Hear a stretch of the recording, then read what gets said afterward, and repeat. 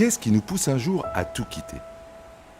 Pourquoi vouloir changer de vie alors qu'on a la famille, les amis, la maison et le boulot?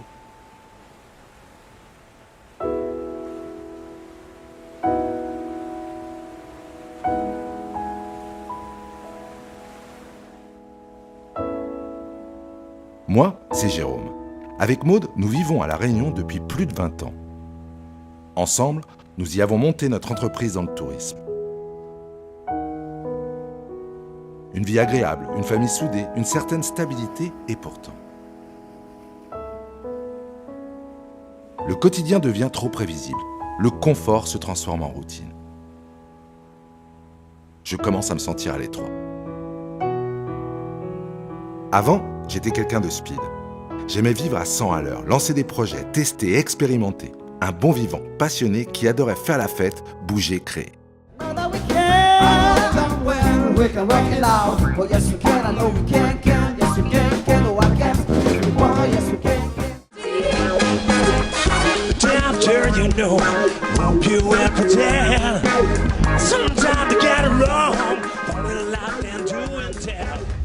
Et puis, tout s'est arrêté net.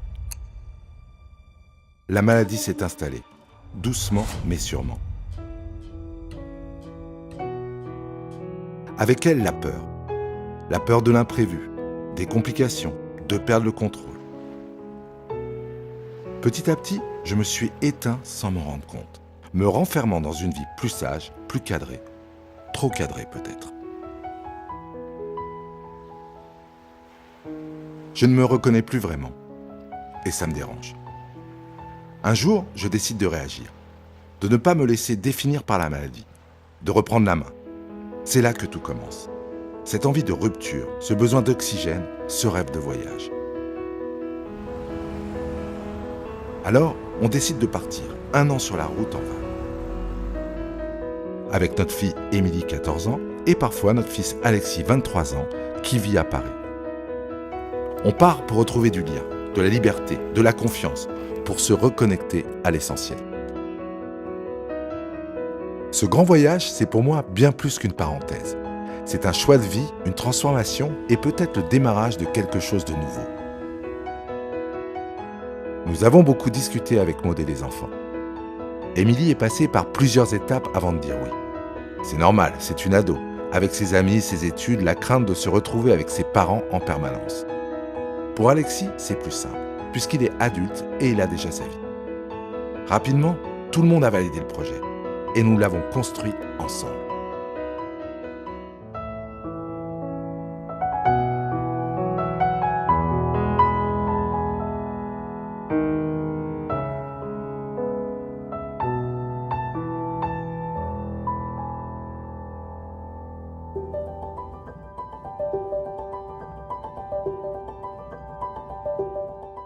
Partir, oui, mais pour aller où? On en a passé du temps à regarder des cartes, à partager des envies et à négocier. Alors, le projet d'itinéraire, il peut encore changer, et il changera certainement. On arrive donc à Paris, depuis La Réunion, et on part vers le nord de l'Europe. Alors, et redescendre par l'Allemagne, Ça changeait un peu toutes les semaines, quoi, mais... la Croatie.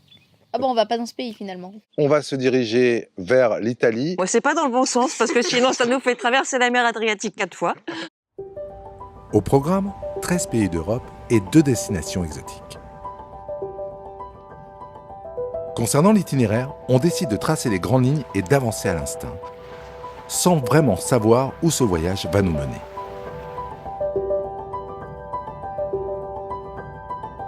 Pour rendre ce projet possible, on réorganise entièrement la gestion de notre village touristique. On met en place une nouvelle organisation à distance, plus fluide, plus autonome. Côté budget, nous avons 3 sources de revenus. La gestion à distance de notre business, je fais et je vends des vidéos, et puis nous percevons un loyer. Pour partir pendant 1 an, nous avons décidé de louer notre maison. C'était notre façon de financer notre voyage. Et là, on s'est rendu compte de la masse de choses qu'on avait emmagasinées pendant toutes ces années. Donc il a fallu faire du tri, ranger, faire des choix pour chaque objet. Et c'était hallucinant, mais en même temps très libérateur. Donc forcément, pour partir pendant 1 an dans un tour du monde, il faut pas avoir énormément d'affaires. On est complètement nomade, donc nos affaires, ça va se résumer à une valise. Une petite valise. Tout va très vite. Après 3 mois de préparation, je suis dans l'avion direction la métropole. J'ai une mission précise, acheter notre van. On est en pleine période post-Covid et tout le monde veut partir sur les routes. Résultat, les prix explosent. Chercher un modèle fiable, bien aménagé, à un prix raisonnable, c'est mission impossible. J'ai trouvé notre compagnon à 4 roues. Un Vito aménagé de 2003, 26 000 €. C'est cher pour un véhicule de cet âge, mais vu le marché, je n'ai pas trouvé mieux. Et puis je réfléchis autrement. Ce n'est pas seulement un véhicule pour nous déplacer, c'est notre maison roulante. En fait, c'est une forme d'investissement et si un jour je le revends, je vais sûrement récupérer une grande partie de la somme. Avant que les filles quittent la Réunion pour me rejoindre, je passe quelques jours avec Alexis. C'est dur? Oui, terriblement, surtout que je suis seul à ramer, c'est surtout ça. Bah non, mais je peux pas tout faire, moi je fais, Oui, je fais bien la sûr. vidéo. Nous sommes prêtes à quitter notre maison à La Réunion et à accueillir nos locataires. Il est 12h30 et on va bientôt quitter la maison.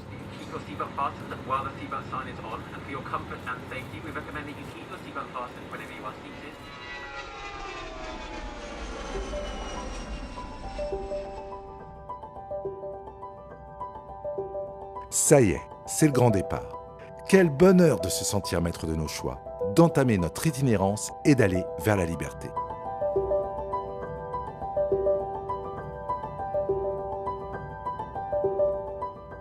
Direction Amsterdam, première étape du voyage. On est surexcité, impatient de découvrir l'Europe. La ville nous séduit tout de suite avec son ambiance, ses canaux, son énergie. Et puis vient la première nuit. C'est vraiment un parc à touristes où tous les vannes sont encastrés les uns avec les... Enfin, pas encastrés. En tous les cas, enfilés les uns après les autres. Je sais pas mon français, mais là on est au début du voyage. Aspirer à se sentir libre et dormir entassé comme des sardines dans des campings, ça va pas être possible. C'est vrai qu'au début, le camping sauvage nous fait un peu peur. On tâtonne, on doute. Mais comparé à cette expérience d'Amsterdam, le choix est très vite fait. On apprend à faire confiance à notre instinct. Et parfois, au réveil, la surprise est totale. Bon ben ce matin là c'est un peu le bordel, on se fait envahir par les chevaux. Il touche à tout, surtout l'âne, il est très curieux.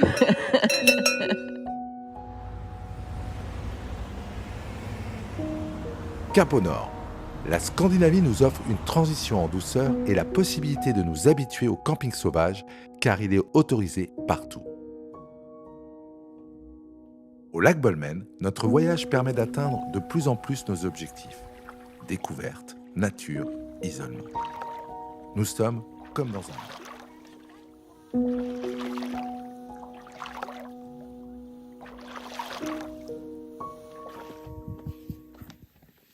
Bien déterminé. Oh putain! Voilà. Et là, je mouline en faisant une petite animation. Hop. Et le poisson il fait hop. Sur YouTube, ça marche à fond, quoi.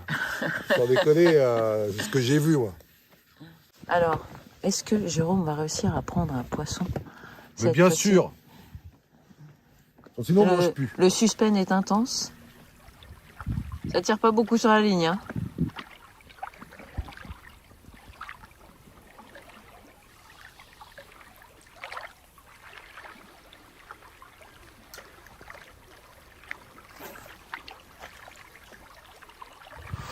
Bon, résultat de ces journées de pêche, rien. Ouais, non, on a arrêté le massacre. Donc, du coup, On a eu une idée, parce que ce soir, quand même, on avait promis de manger du poisson. Bah quand même, on avait bien envie. C'était un peu le but de la pêche. Donc on s'est rendu à la petite marina, au petit port, là, et il n'y a aucun pêcheur qui est rentré, donc c'est que ça devait pas être la journée, je pense. Ou sinon, il n'y a pas de poisson en Suède, en fait. À Fossen, Alexis nous rejoint. Nous continuons à nous perdre dans la nature et expérimenter le soleil de minuit au milieu de paysages extraordinaires.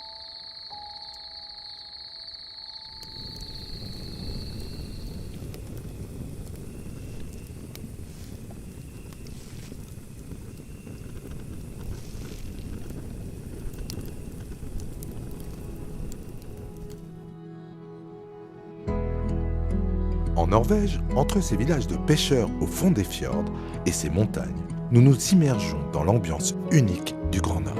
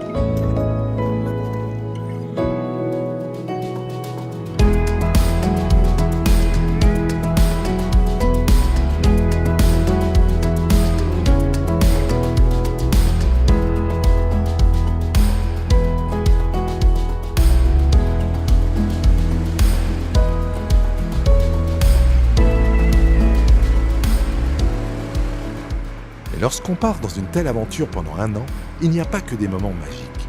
Il y a aussi les galères, les doutes ou les jours où tout semble plus difficile que prévu. Pour venir, ça a été un petit peu la galère. Donc pour 150 km, on a fait à peu près 6 heures de voiture. Il y avait une route qui était, un tunnel qui était fermé, donc on a été obligé de faire un détour, prendre un ferry. Et là, on est enfin arrivé sur le spot et il y a plein de monde. Donc, ce qui fait que là, on se retrouve à 4, sans place de camping. Donc, on va dormir sur le parking. C'est mouillé.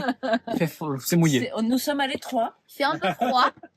Donc, pour 4, un Mercedes Vito. Mais c'est cosy, hein? Ah, c'est cosy. Là, on a chaud, on est bien. C'est un peu communautaire. serré au niveau du camping sauvage, c'est vrai que... Oui, voilà. Au revoir. Il y a du confort à abandonner. Cela fait 2 semaines qu'on se caille, qu'il pleut, qu'on est entassé dans le van parce qu'on ne peut pas souvent être dehors. Là, on est un peu dans le dur. La fatigue s'installe, le moral en prend un coup et notre enthousiasme des débuts s'effrite un peu.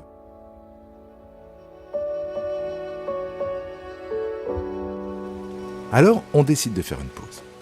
On se loue un Airbnb pour quelques jours, histoire de souffler, de retrouver un peu de confort et d'intimité. Et franchement, ça fait un bien fou.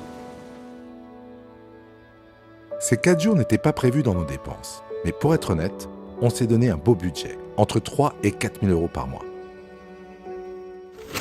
C'est un peu cher quand même, hein?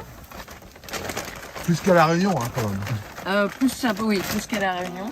L'essence, les produits frais, le plein des courses peut atteindre les 200 euros sans faire de folie. À 4, difficile de tenir le budget en Scandinavie.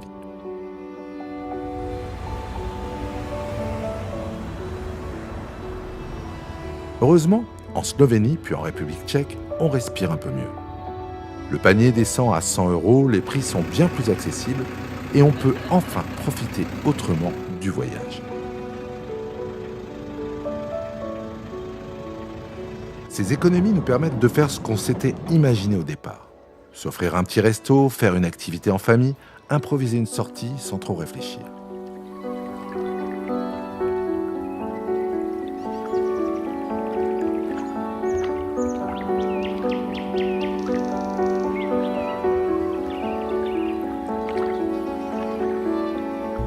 On quitte le lac Bled, direction les montagnes slovènes, impatients de découvrir de nouveaux paysages grandioses. Mais quelque chose cloche sous le capot. En pleine montée, le van chauffe. Je ne peux pas dépasser les 30 km/h. Je ne sais pas vraiment ce qui se passe. Une fois au sommet, on espère trouver un garagiste. Rien. Juste des villages isolés, sans aucune aide à l'horizon. Là, on réalise à quel point on est seul. Heureusement, pour atteindre la frontière italienne, il faut descendre une longue route. Alors, on laisse couler le van en croisant les doigts à chaque virage et en espérant qu'il ne va pas tomber complètement en panne ici. Finalement, en Italie, on trouve un petit garagiste qui accepte de nous prendre en urgence. Chez Mercedes, on nous avait annoncé plus de 1 000 € et plusieurs semaines d'attente. Notre mécano, lui, nous répare tout en 2 jours pour 500 €. On oublie vite nos déboires mécaniques.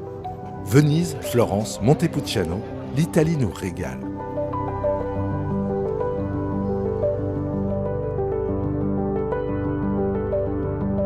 Un charmant village, plein de maisons comme ça, on appelle ça les trulli. Alors à Burano, les maisons sont colorées.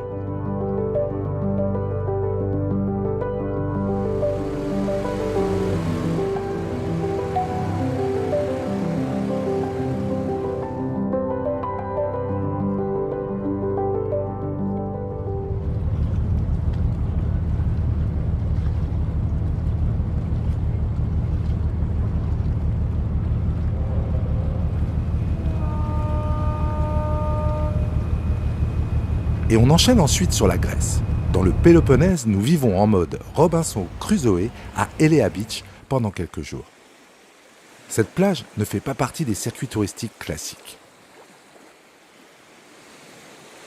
Il s'agit d'une de ces destinations qu'on ne trouve que par le bouche à oreille à travers des récits de voyageurs rencontrés sur la route.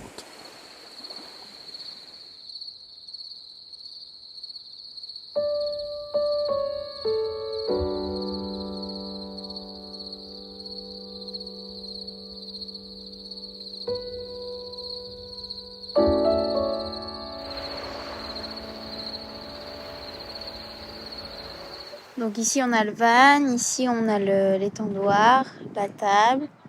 Ça c'était déjà là le sol quand on est arrivé. On s'est fait un beau coin cuisine. Voilà. Ici on s'est fait une petite salle de bain. Et là on a une douche solaire. En Grèce, difficile de passer à côté des incontournables. Et les îles des Cyclades en font clairement partie. Alors, depuis le Péloponnèse, on embarque pour Santorin, curieux, impatient. On a tous en tête ces images de maisons blanches accrochées à la falaise, ces couchers de soleil mythiques. Mais une fois sur place, la réalité nous frappe. Les ruelles sont bondées. Chaque point de vue est pris d'assaut. On peine à avancer, à respirer, à trouver ne serait-ce qu'un instant de calme. Le charme de l'île, tel que je l'imaginais depuis longtemps, s'efface peu à peu derrière les files de touristes, les selfies à la chaîne et cette impression d'être dans un décor figé pour Instagram. C'est frustrant. Et ça prend un peu la tête, à vrai dire. Émilie tenait vraiment à découvrir Santorin et je comprends pourquoi. Mais ce qu'on vit là nous pousse à revoir notre façon de voyager. On réalise qu'on a besoin d'autre chose. Décidément, moins on se retrouve avec les touristes, mieux on se porte. La prochaine île des Cyclades va parfaitement répondre à nos attentes de ce côté-là.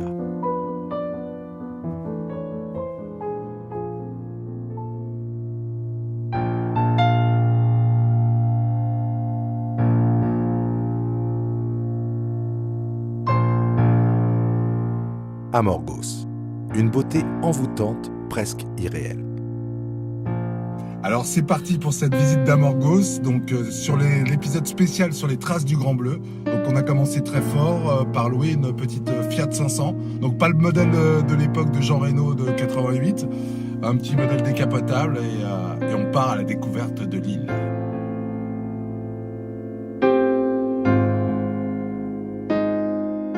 Les falaises abruptes plongeant dans une mer d'un bleu profond. Les petites ruelles blanchies par le soleil.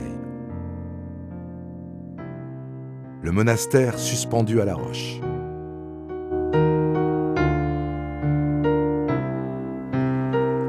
Tout rappelle l'atmosphère envoûtante du film.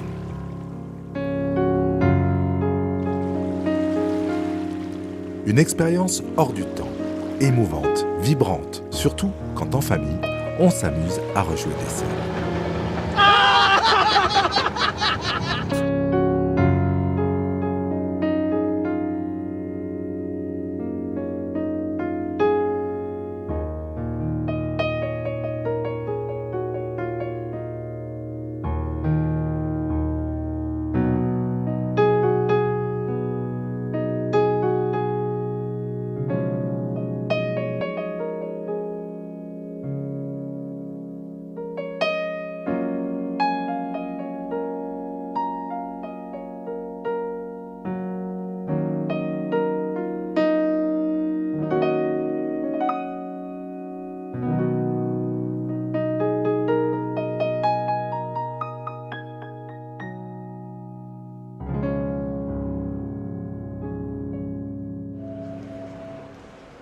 Cette parenthèse enchantée conclut de la meilleure des façons la saison estivale. Le froid arrive. Il est temps de filer à Paris pour rejoindre notre première destination exotique. On va en Thaïlande. Bangkok. Le simple fait de changer de continent nous remplit d'excitation. On sait qu'ici, tout sera différent.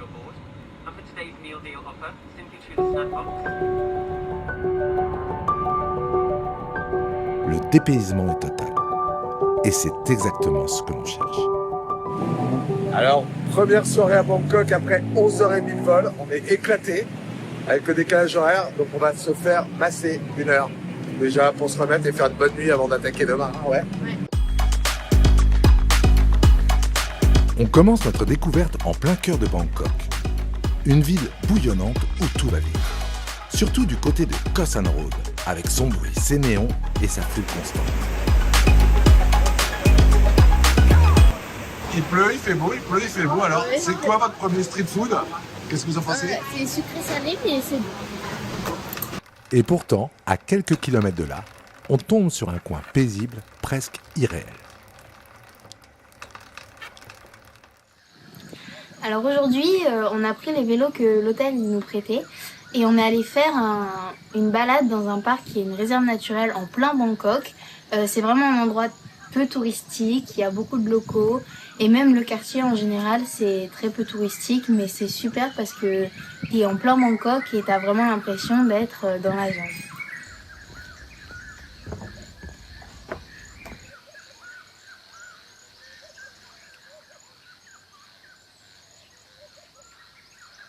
Alors oui, aussi incroyable que ça puisse le paraître, nous sommes actuellement en canoë en plein centre de Bangkok. Donc dans des petites, alors, je vais pas appeler ça rivière, mais dans des canaux, dans une presqu'île qui est le poumon vert de Bangkok. Et donc on part à l'exploration en canoë.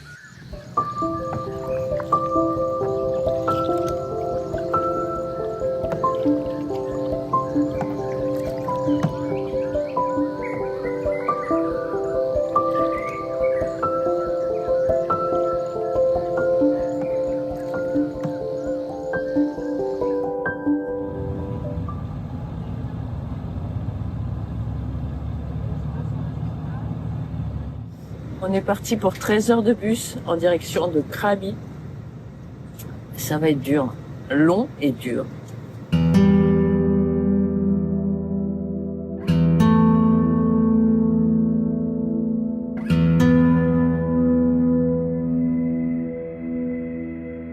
Oui, repos. C'est ce qu'on a besoin. Premier soir, on est où? À Krabi. À Krabi. Les 14 heures de train, de bus ont été interminables. Dans tous les cas, on est récompensé. Il fait pas beau. C'est vrai. Mais c'est super beau. Et là, on mange à côté de la mangrove. Donc, rien à dire. Après une bonne nuit, je pense que ça va être cool demain.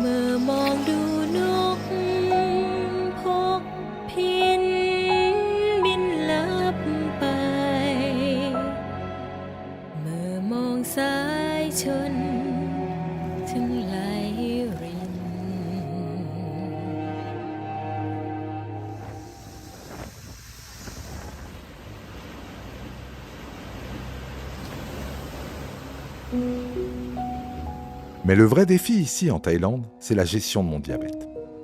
Sans notre van, on doit manger au restaurant tous les jours. Et dans quasiment tous les plats, même les plus simples, il y a du sucre caché, surtout dans les sauces. À chaque repas, je dois estimer la quantité de sucre, calculer la dose d'insuline à m'injecter. Mais j'y arrive pas. Trop souvent, je me trompe. Soit je me retrouve en hyperglycémie, soit, pire, en hypoglycémie, avec des malaises, de la fatigue. C'est épuisant, physiquement comme mentalement. Je finis par manger très peu, de peur de mal doser. Et ça joue sur mon moral. Je suis plus tendu, plus irritable. Je n'arrive pas à en profiter. Et puis, il y a la météo. Tu parles d'une saison sèche, toi.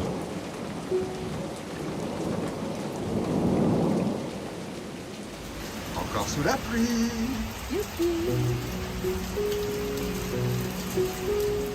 Au final, tout s'accumule.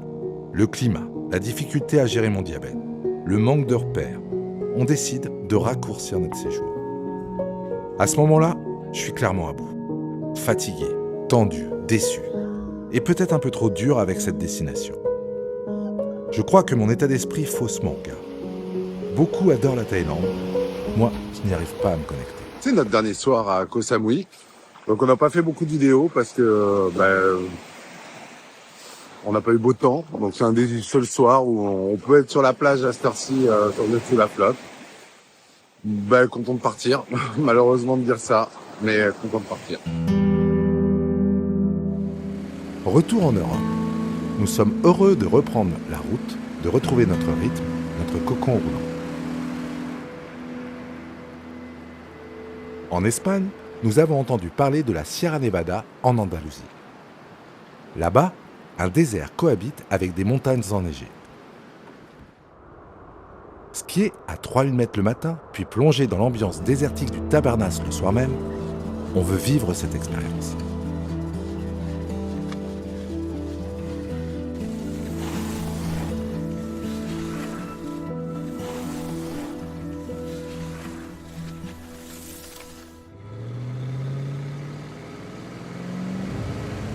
C'était bien. C'était super bien. T'as l'air un peu fatigué.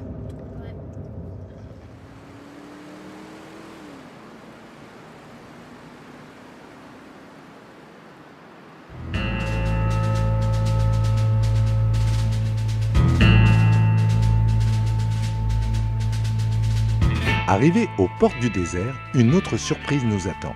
Les studios de cinéma de Sergio Leone.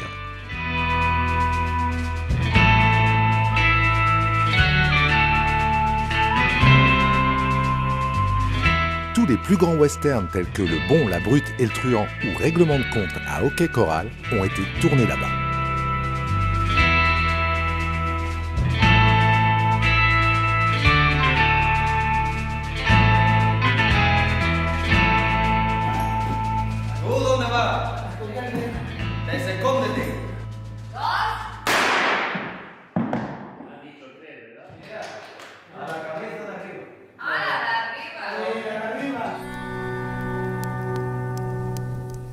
Ce soir-là, on a fait une rencontre incroyable avec Lucas, qui travaille depuis 20 ans dans les studios. Il a pris du temps pour nous raconter des petites anecdotes. Clint Eastwood n'est pas venu ici, il est né ici. Je vous le dis, Clint Eastwood est né ici. La première fois qu'il est venu, il était simple figurant, il n'était pas acteur. C'était bien avant le tournage de Pour $1 de plus. Il s'est mis à dire une phrase en anglais, puis deux, et quelques films plus tard, il sera l'un des plus grands acteurs qu'on puisse connaître.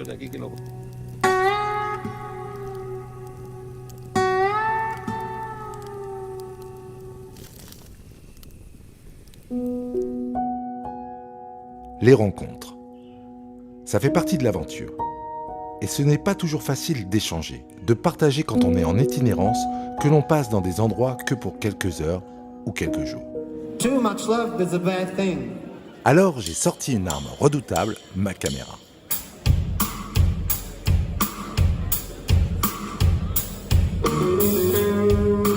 Aussi ce soir la découverte d'un concept qui s'installe sur l'île, les concerts Tiny House.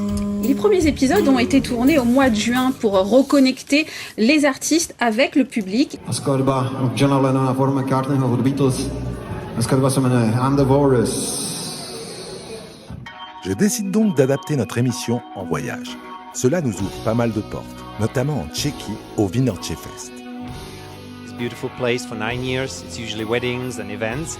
But as a musician myself, I want to organize something like that. If I may say, my father is very passionate about music, so he just loves all music. He knows all musicians by their first name, so I think that was the reason.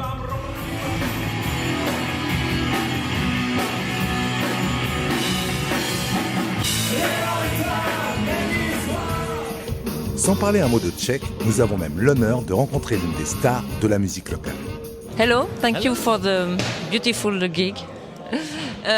Someone told me that you are a legend in Czechia. And can you explain me why? Yes, maybe I told something. So this band has been based on 1966. Bien sûr, ces tournages étaient un prétexte pour échanger, pour créer du lien. La caméra devenait un passeport, une sorte de clé qui ouvre les portes. En Suède, par exemple, nous avons eu la chance de rencontrer Moussa Diallo. Yeah, we're doing something very special today. We have some friends from all the way from les îles de la Réunion. From way back in the 70s, I used to play in different funk bands and rock bands and also fusion. Merci Tiny House Concert de nous avoir invités chez nous. Avec Moussa Diallo, nous avons tourné un Tiny House Concert mémorable, un vrai moment de partage. Alors, nous avons multiplié les expériences du genre dans d'autres pays. La dernière soirée du Live Rock Festival en Italie, à Acquaviva, en Toscane. Ce soir, c'est la soirée italienne, la soirée qui nous intéresse, avec que des artistes italiens au plateau. So, where do you come from? Okay, we are a 5-piece band from Perugia, which is somewhere near here, actually. It's not that far away. Live Rock, ciao, noi siamo gli Elephant Brain. Va tutto bene, l'hai detto sempre solo tu. Io ci credevo vero. Dois braços à nossa espera. É uma casa portuguesa. My name is Fabian and this is Dieter, and together we are Vtakke. We are a singer-songwriter band from Brussels in Belgium.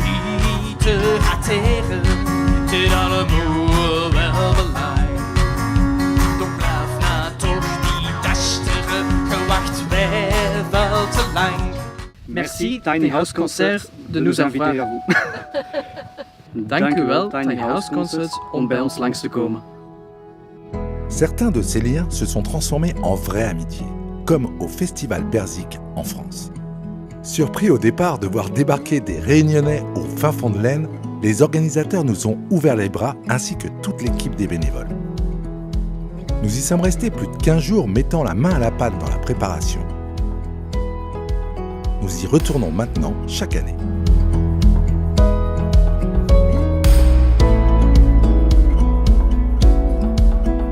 Au fil des rencontres, je sens ma façon d'aller vers les autres évoluer.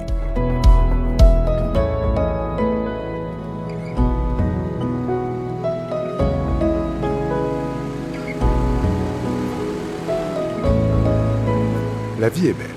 Enfin, pas toujours. La vie dans la promiscuité, dans quelques mètres carrés pendant des mois et des mois, à votre avis, ça se passe toujours bien ? Évidemment qu'il y a des tensions. Il faut composer avec les grands classiques de l'adolescence. Les changements d'humeur intempestifs, les regards en coin, les silences qui veulent tout dire. Un vrai cocktail émotionnel qu'on apprend à doser au quotidien. Mais soyons honnêtes, si c'est parfois compliqué pour nous, ça l'est tout autant pour Émilie. Passer un an collé dans un van avec ses darons, il faut une sacrée dose de courage et d'envie. Surtout qu'elle a la contrainte de devoir suivre l'école à distance. Ça a été un vrai défi. Tu m'as filmé. Il faut s'adapter et trouver le bon rythme. Entre les journées bien remplies, les déplacements, les activités et le travail, alors parfois, la fatigue s'installe et ça frotte un peu. On a très vite fait des choix. On est allé à l'essentiel et on a laissé de côté ce qui devenait trop compliqué. On a privilégié l'équilibre plutôt que la perfection. Parce qu'au final, ce qu'Émilie vit au quotidien vaut bien plus que n'importe quelle leçon sur les équations ou la Révolution française.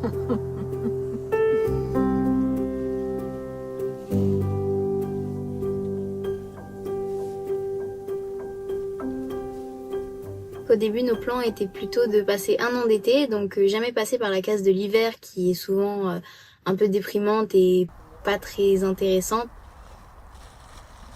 En plus, avec notre configuration de van, on n'est pas du tout adapté à la météo d'hiver. Il se passe beaucoup moins de choses en hiver.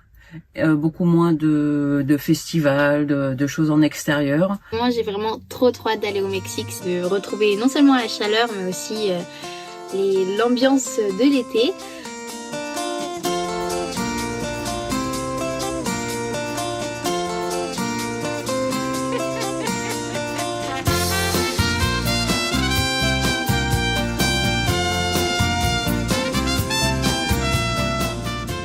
Notre van est resté au Portugal. C'est parti pour un road trip d'1 mois et demi dans le Yucatan. La chaleur, le soleil, c'est parfait. Après l'Europe, le Mexique nous dépayse. Les découvertes culinaires, culturelles et visuelles. Les superbes paysages, une ambiance unique. On savoure chaque instant.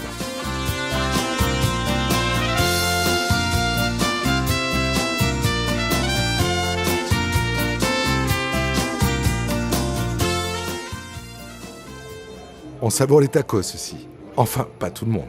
Avec Maud, ça nous fait rire. Résultat, petite ambiance pimentée. Vous savez, celle dont je vous parlais un peu plus tôt. Par rapport à la Thaïlande, alors, ça donne quoi, les premiers plats?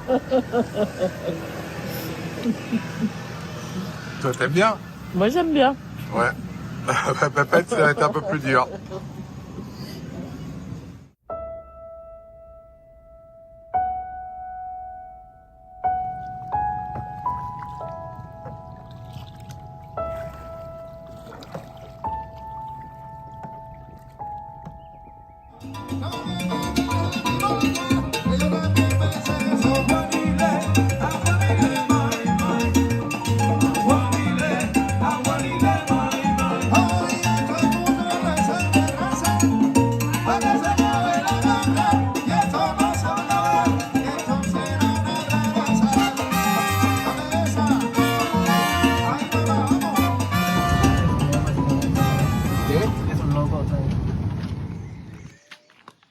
Le Mexique et les cénotes. Ces immenses trous d'eau douce cachés au cœur de la jungle. Des lieux remplis de mystères que les Mayas voyaient comme une porte vers l'au-delà. Maud a été monitrice de plongée pendant des années et part en exploration. Pour moi, c'est interdit. Diabète, risque d'hypoglycémie. Je ne prends évidemment aucun risque.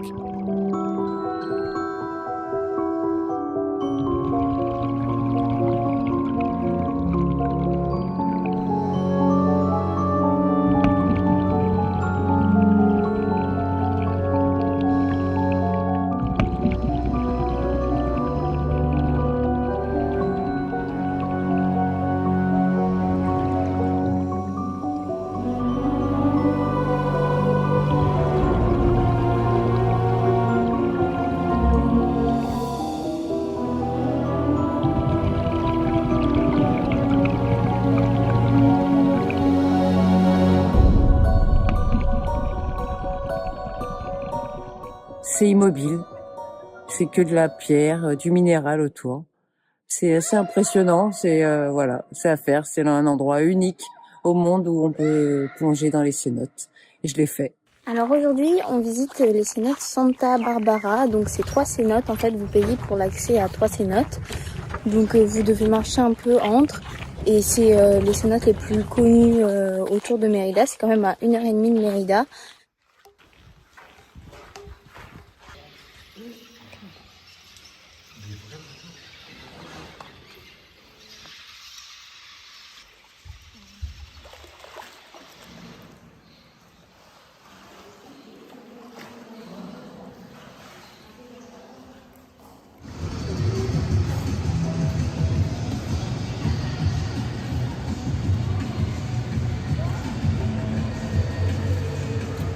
fait l'activité la plus absurde qu'on ait jamais fait. Du patin à glace au Mexique.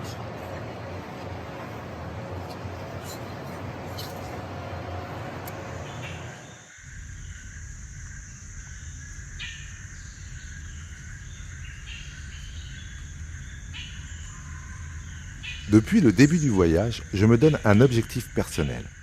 Affronter mes peurs liées à la maladie, avec toujours cette crainte de faire une crise d'hypo. La cité maya de Calakmul me permet de relever de nouveaux défis. Perdu en pleine jungle, à plusieurs kilomètres de toute trace de civilisation, je me lance dans une aventure un peu plus engagée, une belle et longue rando. Je sais que je prends un risque, je le ressens dans mon corps et dans ma tête. À chaque pas, l'adrénaline se mélange à l'appréhension.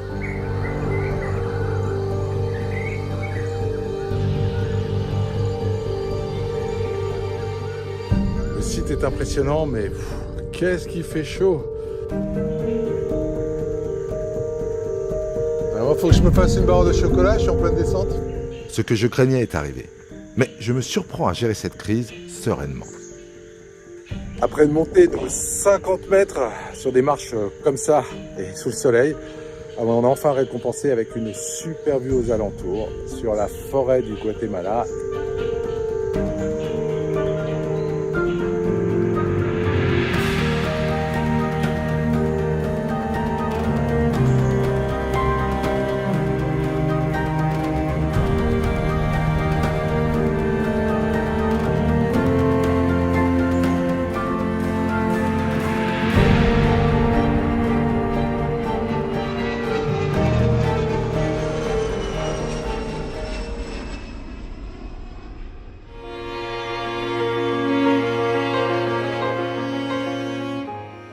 Retour en Europe, retour dans notre van. Au Portugal, puis en Espagne, Alexis nous a rejoints. Il profite avec nous de nos dernières étapes du road trip.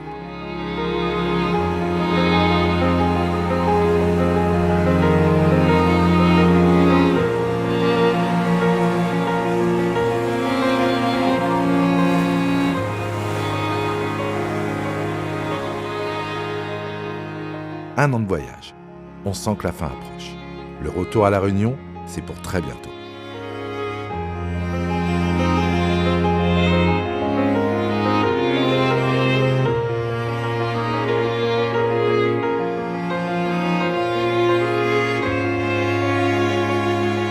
Et donc on retire toutes les destinations. Alors ça vous fait quoi de retirer tout ça? C'est triste. Ça fait bizarre de savoir que j'ai pu dormir dans le van.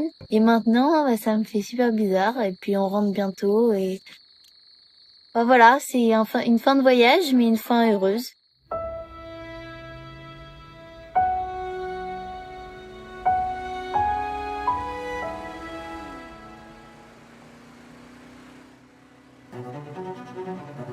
« 13 pays, 50 000 km sur les routes et dans les airs. Il nous reste maintenant les plus belles images en tête.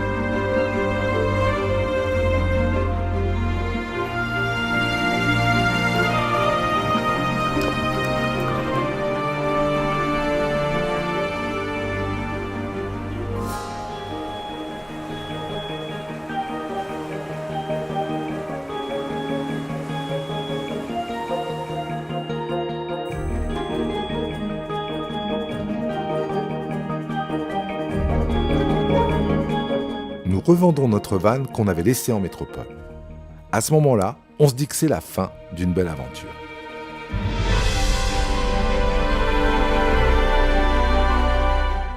Après un an sur les routes, le voyage est terminé.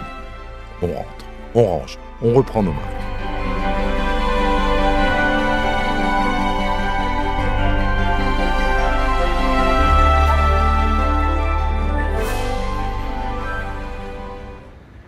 Le retour à La Réunion est un mélange de sentiments contradictoires.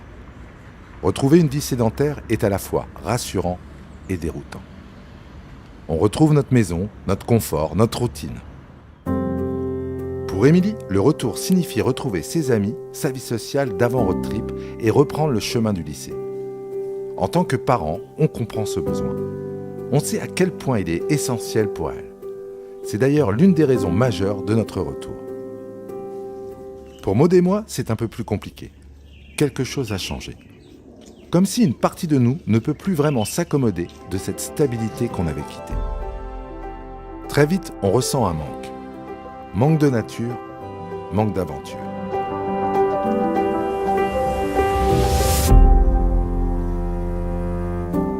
Pour moi, ce voyage m'offre un nouveau souffle. Je remets du sens dans ma vie. Mon diabète m'a trop longtemps freiné, contraint. Maintenant, c'est terminé. J'ai appris à lâcher prise, à faire confiance à mon corps, à ne plus laisser la maladie dicter ce que j'ai le droit de faire ou non, à vivre avec elle et non contre elle. Et ça change tout. Ce retour, ce n'est pas juste la fin d'un voyage, c'est surtout une victoire personnelle. Celle d'avoir repris la main et retrouvé cette énergie que j'avais perdue.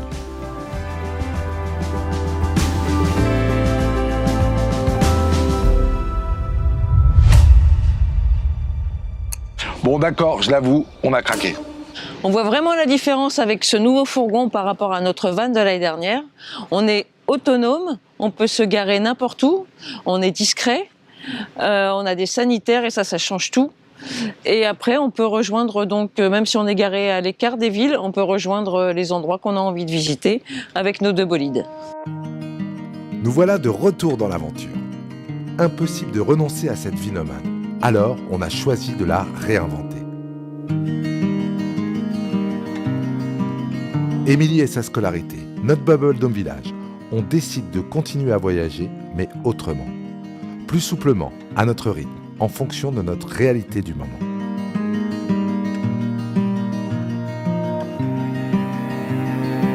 Aujourd'hui, on passe environ 5 mois par an sur les routes.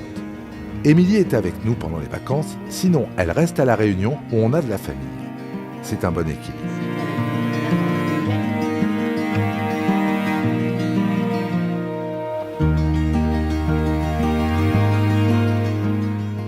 Dans cette nouvelle vie, on cherche plus de simplicité, moins de pression et surtout plus de sens.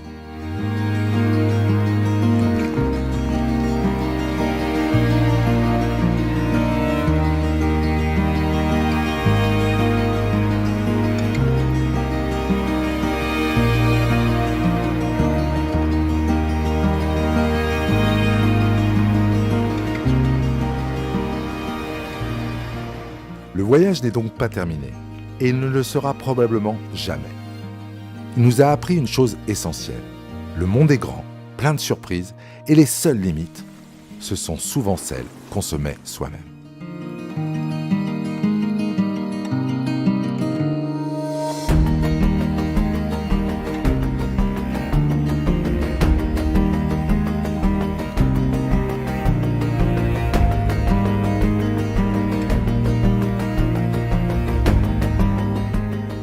Évidemment, Alexis nous suit dans cette nouvelle aventure et dès qu'il le peut, il vient nous rejoindre. Car le voyage a aussi ça de magique. Notre relation entre nous 4 a évolué. Ça nous a rapprochés.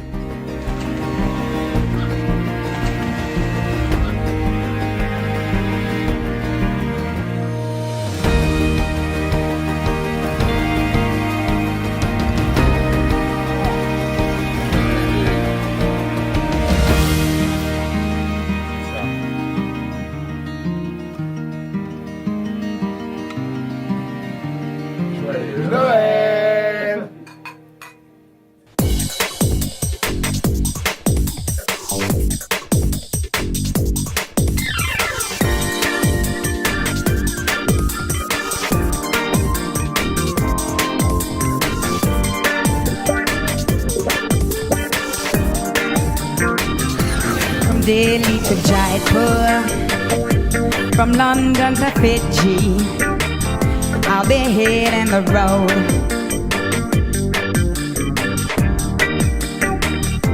From Shanghai to Lhasa, from Bogota to Lima, from Brazzaville to Townsville, I'll be hitting the road.